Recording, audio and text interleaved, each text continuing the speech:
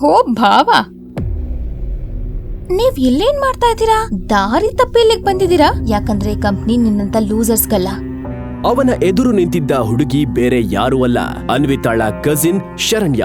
ಶರಣ್ಯ ಅನ್ವಿತಾ ಮೇಲೆ ತುಂಬಾ ಜಲಸಿ ಇತ್ತು. ಆಗಿದ್ದ ಅನ್ವಿತಾಳನ್ನ ಕಂಡ್ರೆ ಅವಳು ಯಾವಾಗ್ಲೂ ಉರಿದುಕೊಳ್ತಾ ಇದ್ಲು.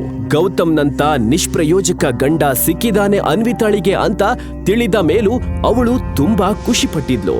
ಒಂದ್ ನಿಮಿಷ. ಇನ್ನು ಕೆಲವೇ ದಿನಗಳಲ್ಲಿ ಶರಣ್ಯಾಳ ಮದ್ವೆ. ಅತ್ಯಂತ ಶ್ರೀಮಂತರಾಗಿದ್ದ ರಾಜಾರಾಮ್ ಪಂಡಿತ್ ಅವರ ಮಗ ಸಿದ್ಧಾರ್ಥ್ ಪಂಡಿತ್ ಜೊತೆ ನಿಶ್ಚಯವಾಗಿತ್ತು. ರಾಜಾರಾಮ್ ಪಂಡಿತ್ ಅವರ ಬಿಸ್ನೆಸ್ ರಿಲೇಶನ್ಶಿಪ್ ಪ್ರಿನ್ಸ್ ಗ್ರೂಪ್ನ ಜೊತೆ ತುಂಬಾ ಚೆನ್ನಾಗಿತ್ತು. ಇದನ್ನ ನೋಡಿ ಗಾಯತ್ರಿ ದೇವಿ ಅವರ ಮೊಮ್ಮಗಳ ಮದುವೆಯನ್ನ ಸಿದ್ಧಾರ್ಥ್ ಜೊತೆ ನಿಗದಿಪಡಿಸಿದ್ರು. ಯಾವಾಗಿನಂತೆ ಗೌತಮ್ ಶರಣ್ಯ ಮಾತಿಗೆ ಯಾವುದೇ ಉತ್ತರವನ್ನ ನೀಡಲಿಲ್ಲ ಮತ್ತು ಮೌನವಾಗಿ ನಿಂತಿದ್ದ. ಸರಿ ಬಿಡು, ನೀನೇನು ಹೇಳ್ತೀಯ ಅಂತ. ನಮ್ಮಂತವ್ರ ಮುಂದೆ ನಿಲ್ಲೋ ಸ್ಟೇಟಸ್ ಕೂಡ ನಿನಗಿಲ್ಲ. ಅಷ್ಟೇ ಅಲ್ಲ, ನಾವು ಶೇಖರ್ ಅಂಕಲ್ಗೆ ಇನ್ವಿಟೇಷನ್ ಕೊಡೋದಕ್ಕೆ ಬಂದಿದ್ದೀವಿ. ನೀನ್ ಬೇಕಾದ್ರೆ ಮದ್ವೆಗೆ ಬರ್ಬಹುದು. ನಿನಗೋಸ್ಕರ ವೇಟರ್ ಕೆಲಸ ಕಾಯ್ಕೊಂಡಿರುತ್ತೆ. ನಿನ್ನ ಮದುವೆಯಲ್ಲಿ ವೇಟರ್ ಆಗೋ ಆಸಕ್ತಿ ನನಗಿಲ್ಲ.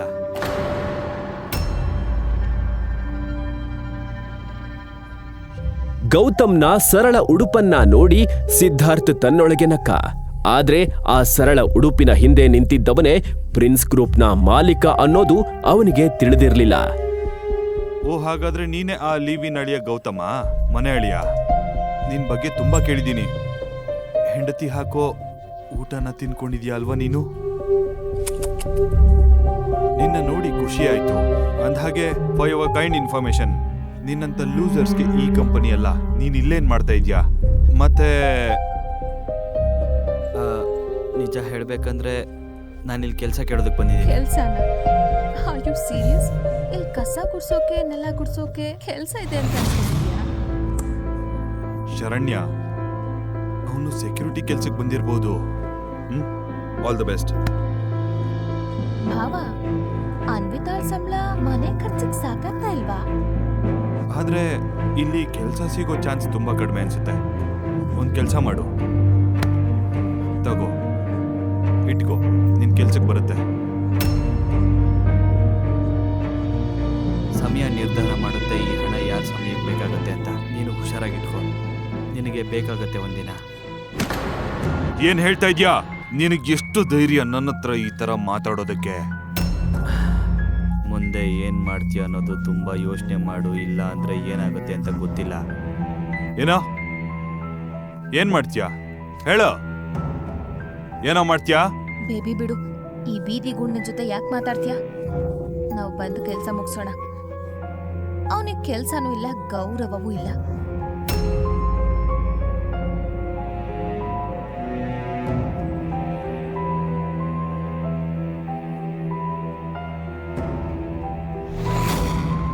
ಶರಣ್ಯ ಮತ್ತು ಸಿದ್ಧಾರ್ಥ್ ಇಬ್ರು ಚೇರ್ಮನ್ನ ಕ್ಯಾಬಿನ್ನ ಬಳಿ ಬಂದ್ರು. ಸಿದ್ಧಾರ್ಥ್ ತಲೆಯಲ್ಲಿ ಇನ್ನೂ ಅಲ್ಲಿಯಾದ ಘಟನೆನೇ ಓಡಾಡ್ತಾ ಇತ್ತು.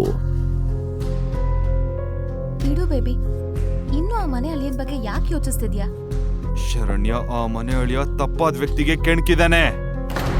ಮತ್ತೊಂದೆಡೆ ಗೌತಮ್ ನೇರವಾಗಿ ಕುಲಕರ್ಣಿ ಕ್ಯಾಬಿನಿಗೆ ಹೋದ. ದಯವಿಟ್ಟು ಒಳಗಡೆ ಬನ್ನಿ sir. Thank you so much Kulkarni ಅವರೇ. ಒಂದು ವಿಷಯ ಹೇಳಿ, ನಿಮಗೆ ರಾಜಾರಾಮ್ ಪಂಡಿತ್ ಮತ್ತೆ ಸಿದ್ಧಾರ್ಥ್ ಪಂಡಿತ್ ಬಗ್ಗೆ ಹೇಗೆ ಗೊತ್ತು? ಹೌದು ಸರ್, ನಂಗೆ ಗೊತ್ತು. ತುಂಬ ವರ್ಷಗಳ ಹಿಂದೆ ರಾಜಾರಾಮ್ ನಮ್ಮ ಕಂಪ್ನಿ ಜೊತೆ ವ್ಯವಹಾರ ಮಾಡ್ತಾ ಇದ್ದಾರೆ. ಸರಿ, ಇವತ್ತಿಂದ ಪ್ರಿನ್ಸ್ ಗ್ರೂಪ್ ರಾಜಾರಾಮ್ನ ಕಂಪನಿಯೊಂದಿಗೆ ಯಾವುದೇ ವ್ಯವಹಾರ ಮಾಡೋದಿಲ್ಲ. ಅವ್ರ ಜೊತೆ ಸೈನ್ ಮಾಡಬೇಕಾಗಿದ್ದ ಎಲ್ಲ ಡೀಲ್ಗಳನ್ನು ರದ್ದು ಮಾಡಿ, ಬೇರೆಯವ್ರಿಗೆ ಮರ್ಯಾದೆ ಕೊಡದೇ ಇರೋರಿಗೆ ನಾವು ಅವ್ರ ಜೊತೆ ಕೆಲಸ ಮಾಡೋ ಅಗತ್ಯ ನಮಗಿಲ್ಲ. ನಾವು ಮಾಡೋ ವ್ಯವಹಾರ ಅವರು ಸ್ಥಾನಮಾನ ನೋಡಿ ಮಾಡಲ್ಲ, ಅವ್ರ ವ್ಯಕ್ತಿತ್ವ ನೋಡಿ ಮಾಡುತ್ತೆ.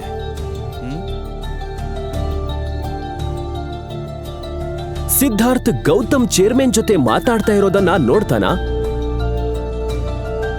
ಗೌತಮ್ ತಂದ ಹಣದ ಹಿಂದೆ ಇರುವ ಸತ್ಯವನ್ನ Anvita ತಿಳಿದುಕೊಳ್ತಾಳ.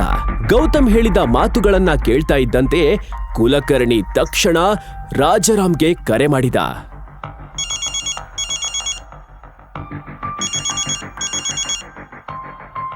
Hello hello mister Rajaram, ನಾನು ಕುಲಕರ್ಣಿ ಮಾತಾಡ್ತಾ ಇದ್ದೀನಿ, ಪ್ರಿನ್ಸ್ ಗ್ರೂಪ್ನ ಹೊಸ ಚೇರ್ಮನ್. ಹೌದು ಮಿಸ್ಟರ್ ಕುಲಕರ್ಣಿ, ಹೇಳಿ. ನಿಮ್ಗೊಂದು ಕೆಟ್ಟ ಸುದ್ದಿ ಇದೆ. ಇವತ್ತಿಂದ ಪ್ರಿನ್ಸ್ ಗ್ರೂಪ್ ನಿಮ್ಮ ಜೊತೆ ಕೆಲಸ ಮಾಡಲ್ಲ. ನಮ್ಮ ನಡುವೆ ಸೈನ್ ಮಾಡಿದ ಎಲ್ಲ ಡೀಲ್ಸ್ಗಳು ನಾನೀಗಲೇ ರದ್ದು ಮಾಡ್ತಾ ಇದ್ದೀನಿ. ಡಾಕ್ಯುಮೆಂಟ್ಸ್ ಎಲ್ಲ ನಿಮ್ಮ ಆಫೀಸಿಗೆ ತಲುಪುತ್ತೆ. ಮತ್ತೊಂದು ವಿಷಯ ಗಮನ ಇಟ್ಟು ಕೇಳಿ, ಪ್ರಿನ್ಸ್ ಗ್ರೂಪ್ ಕಸ ಗುಡ್ಸೋರ ಜೊತೆ ಯಾವತ್ತೂ ಕೆಲಸ ಮಾಡೋದಿಲ್ಲ. ಮತ್ತೊಂದೆಡೆ ಸಿದ್ಧಾರ್ಥ್ ಮತ್ತು ಶರಣ್ಯ ಚೇರ್ಮನ್ ಅನ್ನ ನೋಡೋದಕ್ಕೆ ಕಾಯ್ತಾ ಇದ್ರು. ಆಫೀಸಿಗೆ ಬಂದಾಗ ಅವರಿಗೆ ತಿಳಿದಿದ್ದು ಶೇಖರ್ ಬದ್ಲಿಗೆ ಭಾರ್ಗವ್ ಕುಲಕರ್ಣಿ ಅವರು ಚೇರ್ಮನ್ ಆಗಿದ್ದಾರೆ ಅಂತ ಅವರನ್ನ ಭೇಟಿ ಮಾಡಲು ಅವರು ಕಾಯ್ತಾ ಇದ್ರು. ಇನ್ನು ಎಷ್ಟು ಸಮಯ ಕಾಯ್ಬೇಕು? ಚೇರ್ಮನ್ ಸರ್ಗೆ ಕರೆ ಮಾಡಿ. ನನ್ನ ಹೆಸರು ಸಿದ್ಧಾರ್ಥ್ ಅಂತ. ಅವ್ರಿಗೆ ನನ್ನ ಬಗ್ಗೆ ಚೆನ್ನಾಗಿ ಗೊತ್ತಿದೆ. ಹಾ ಸರ್. Okay sir. ಕುಲಕರ್ಣಿ ಜೊತೆ ಮಾತನಾಡಿದ ನಂತರ ರಿಸೆಪ್ಷನಿಸ್ಟ್ ಸೆಕ್ಯೂರಿಟಿಗೆ ಕರೆ ಮಾಡಿದ್ಲು. ಹಲೋ ಸೆಕ್ಯೂರಿಟಿ, ತಕ್ಷಣ ಚೇರ್ಮನ್ ಸರ್ ಕ್ಯಾಬಿನ್ ಹೊರಗೆ ಬನ್ನಿ. ಚೇರ್ಮನ್ ಎಂಬ ಮಾತು ಕೇಳ್ತಾ ಇದ್ದಂತೆಯೇ ಸೆಕ್ಯೂರಿಟಿ ಗಾರ್ಡ್ ಗನ್ ಹಿಡಿದು ಓಡಿ ಬಂದ. ಏನಾಗುತ್ತಿದೆ ಎಂದು ಸಿದ್ಧಾರ್ಥ್ ಮತ್ತು ಶರಣ್ಯ ಅರ್ಥ ಮಾಡಿಕೊಳ್ಳುವಷ್ಟರಲ್ಲಿ ಗನ್ ಹಿಡಿದ ಗಾರ್ಡ್ ಅವರ ಮುಂದೆ ನಿಂತ. ಹುಚ್ಚಿಡ್ದಿದ್ಯಾ? ಏನ್ ಮಾಡ್ತಾ ಇದೀಯಾ? ಕ್ಷಮಿಸಿ ಮಿಸ್ಟರ್ ಸಿದ್ಧಾರ್ಥ್, ಆದ್ರೆ ಪ್ರಿನ್ಸ್ ಗ್ರೂಪ್ಸ್ ನಿಮ್ ಕಂಪನಿ ಜೊತೆಗಿನ ಎಲ್ಲಾ ಡೀಲ್ಗಳನ್ನ ರದ್ದು ಮಾಡಿದೆ. ಹಾಗೆ ಚೇರ್ಮನ್ ಸರ್ ಹೇಳಿದ್ದಾರೆ, ಪ್ರಿನ್ಸ್ ಗ್ರೂಪ್ಸ್ ಕಸ ಗುಡಿಸುವವರು ಮತ್ತೆ ವರ್ಸೋರ್ ಜೊತೆ ಯಾವತ್ತೂ ಕೆಲಸ ಮಾಡಲ್ಲ. ಏನು ಅರ್ಥ ಆಗದೆ ಇರೋ ತರ ಮಾತಾಡ್ತಾ ಇದೀಯಾ? ನಿಜ ಹೇಳ್ಬೇಕಂದ್ರೆ ನಾನಿಲ್ಲಿ ಕೆಲಸ ಕೇಳೋದಕ್ಕೆ ಬಂದಿದ್ದೀನಿ. ಕೆಲ್ಸನ? ಅಯ್ಯೋ ಸೀರಿಯಸ್? ಇಲ್ಲಿ ಕಸ ಗುಡ್ಸೋಕೆ ನೆಲ ಗುಡ್ಸೋಕೆ ಕೆಲ್ಸ ಇದೆ ಅಂತ ಅಂದ್ಕೊಂಡಿದ್ಯಾ? ಇಂದು ಪ್ರಿನ್ಸ್ ಗ್ರೂಪ್ನ ಎಲ್ಲ ಕಾಂಟ್ರಾಕ್ಟ್ ಗಳನ್ನ ರದ್ದು ಮಾಡಿದ್ರೆ ಅವರು ಒಂದು ರಾತ್ರಿಯಲ್ಲಿ ರಸ್ತೆಗೆ ಬರುವ ಪರಿಸ್ಥಿತಿ ಬರಲಿದೆ. ಇಂಥ ನಿರ್ಧಾರ ಏಕಾಏಕಿ ಹೇಗ್ ತಗೊಳ್ತಾರೆ? ಸರ್ ಇಲ್ಲಿ ನಾನು ಈಗ್ಲೇ ನೋಡ್ಬೇಕು. ಸೆಕ್ಯೂರಿಟಿ, ಈ ಇಬ್ಬರನ್ನ ತಕ್ಷಣ ಹೊರ ಕರ್ಕೊಂಡು ಹೋಗಿ. ಗಾರ್ಡ್ ಸಿದ್ಧಾರ್ಥನ ಕೈ ಮಡಚಿ ಅವನನ್ನ ಕೂರಿಸಿದ. ನೋವಿನಿಂದ ಸಿದ್ಧಾರ್ಥ್ ಅಲ್ಲೇ ನಿಂತಿದ್ದ. ಇದನ್ನ ನೋಡಿ ಶರಣ್ಯ ಅವರನ್ನ ಬಿಡಿಸಲು ಮುಂದೆ ಬಂದ್ಲು. ಪ್ಲೀಸ್ ಪ್ಲೀಸ್ ಪ್ಲೀಸ್ ಪ್ಲೀಸ್ ಹೀಗ್ ಮಾಡ್ಬೇಡಿ, ನಾ ಹೋಗ್ತಿದ್ದೀನಿ. ಶರಣ್ಯಾಳ ಕಣ್ಣೀರಿನಿಂದ ತುಂಬಿದ ಮುಖವನ್ನ ನೋಡಿ ಗಾರ್ಡ್ ತಕ್ಷಣ ಸಿದ್ಧಾರ್ಥನ ಕೈಬಿಟ್ಟ. ಆಗ ಅವನಿಗೆ ರಾಜಾರಾಮ್ ಪಂಡಿತ್ನಿಂದ ಕರೆ ಬಂತು. ಸಿದ್ಧಾರ್ಥ್, ನಿನಗ್ ಬುದ್ಧಿ ಇಲ್ವಾ? ಪ್ರಿನ್ಸ್ ಗ್ರೂಪ್ಗೆ ಹೋಗಿ ಏನ್ ಮಾಡಿದ್ಯಾ? ಅವರು ನಮ್ ಎಲ್ಲ ಡೀಲ್ಗಳನ್ನ ಕ್ಯಾನ್ಸಲ್ ಮಾಡಿದ್ದಾರೆ. ಇನ್ವಿಟೇಷನ್ ಕೊಡಕ್ ಹೋಗಿದ್ಯಾ ಅಥವಾ ತೊಂದರೆ ಕೊಡೋದಕ್ ಹೋಗಿದ್ಯಾ? ಹೇಳು, ಬಾಯ್ ಬಿಟ್ಟು ಮಾತಾಡು. ಅಪ್ಪ, ನಾನು ಏನು ಮಾಡಿಲ್ಲ. ನಾನು ನನ್ನ ಶರಣ್ಯ ಜೊತೆ ಕಾರ್ಡ್ ಕೊಡೋದಕ್ಕೆ ಅಂತ ಬಂದಿದ್ದೆ. ಅದಕ್ಕೂ ಮೇಲೆ ನಾವು ಚೇರ್ಮನ್ ನ ನೋಡೂ ಇಲ್ಲ. ಸುಮ್ನೆ ಬಾಯ್ ಮುಚ್ಚು. ನಿನ್ನ ಮೂರ್ಖತನ ನಮಗೆ ಎಷ್ಟು ನಷ್ಟ ಮಾಡಿದೆ ಅಂತ ನಿನಗಿನ್ನೂ ಸರಿಯಾಗಿ ಗೊತ್ತಿಲ್ಲ. ನಾವು ರಸ್ತೆಗೆ ಬರ್ಬೋದು. ತಕ್ಷಣ ಈಗಿಂದೀಗ್ಲೇ ಅಲ್ಲಿಂದ ಹೊರಟು ಬಾ.